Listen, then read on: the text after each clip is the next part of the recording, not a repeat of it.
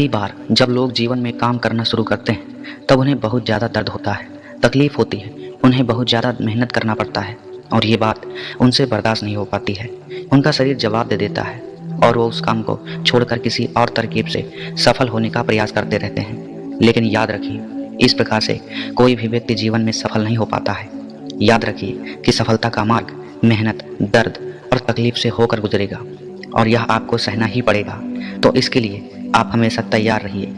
दोस्तों, चलिए इस बात को एक कहानी के माध्यम से समझते हैं। एक बार एक मूर्तिकार अपनी छेनी और हथौड़ी से एक पत्थर को भगवान की मूर्ति का आकार देने का प्रयास कर रहा था। जैसे ही वह छेनी पर अपना हथौड़ा चलाता, वह पत्थर चिल्लाने लगता और कहने लगता कि ये क्या कर रहे हो, मुझे इतना मार क्यों रहे हो, मुझे बहुत दुख हो रहा है, तकलीफ हो रही है, पीड़ा हो रही है, मुझे छोड़ दो और यहाँ से चले जाओ। मूर्तिकार ने उस पत्थर से कहा, मुझे बहुत अच्छे से पता है कि तुम्हें बहुत ज़्यादा दर्द हो रहा है, तकलीफ हो रही है और तुम बहुत ज़्यादा ही पीड़ा में हो। लेकिन यदि आज तुमने इस दर्द को नहीं सहा, इस तकलीफ को नहीं सहा, तो जीवन भर तुम इसी प्रकार से पड़े रहोगे। मुझे पता है कि तुम में आगे बढ़ने की अपार संभावना है। तुम एक बहुत अच्छे पत्थर हो, लेकिन यदि तुम इसी प्रकार से रहोगे तो कभी भी आगे नहीं बढ़ पाओगे। इतना कहकर मूर्तिकार औजार उठाया ही था कि पत्थर फिर से चिल्लाने लगा, गिड़गिड़ाने लगा, विनती करने लगा कि मुझे अपने हाल पर छोड़ दो। मुझे पता है कि जीवन के लिए कौन सी चीज़ सही है और कौन सी चीज़ गलत है।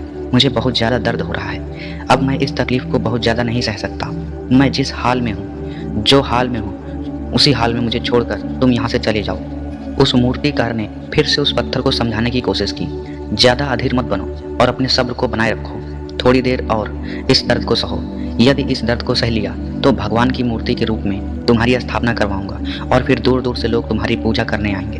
और मूर्तिकार ने उस पत्थर को समझाने की बहुत कोशिश की, लेकिन वो पत्थर नहीं माना। अब मूर्तिकार भी थक चुका था और वह उस पत्थर को छोड़कर आगे बढ़ गया और थोड़ी ही दूर जाकर देखा कि एक और ही बहुत ही अच्छा पत्थर वहाँ पड़ा हुआ है। उसने छेनी और हथौड़ी उठाई और उस पत्थर को मूर्ति बनाने के लिए वो तैयार हो गया। मूर्तिकार ने छेनी और हथौड़ी का वार दूसरे पत्थर पर जारी रखा।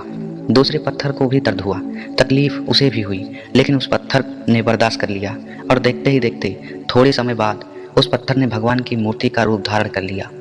थोड़े दिन बाद उस मूर्ति की एक मंदिर में स्थापना हो गई। धीरे धीरे करके लोग वह पूजा पाठ करने आने लगे। लोगों की मन्नतें वहाँ से पूरी होने लगी। वह मंदिर बहुत ही ज़्यादा प्रसिद्ध हो गया। अब धीरे धीरे करके दूर दूर के गांव से लोग वहां पूजा पाठ करने आने लगे।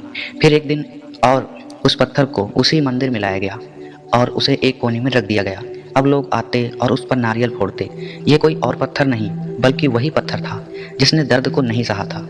अब वो पत्थर मन ही मन बहुत ज़्यादा पछताता रहा, दुखी हो रहा था और अपने आप से कह रहा था कि काश मैं उस दिन उस दर्द को, उस तकलीफ को सह लिया होता तो आज लोग मेरी भी पूजा करते। इसलिए आप भी अपने जीवन में हमेशा याद रखिए कि जब भी आप अपने करियर की शुरुआत कर रहे हो या पढ़ाई कर रहे हो या कोई भी काम कर रहे हो और उसमें आपको दर्द हो रहा है, तकलीफ हो रही है, ज़्यादा मेहनत करना पड़ रहा है, तो आप रुकिए मत। किसी और रास्ते की शुरुआत मत करिए, क्योंकि कोई और रास्ता आपको सफलता नहीं दे सकता।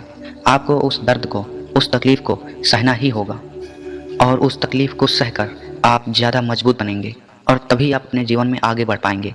और जीवन में हमेशा याद रखिए कि आपको पहले पत्थर की तरह नहीं बल्कि दूसरे पत्थर की तरह बनना है।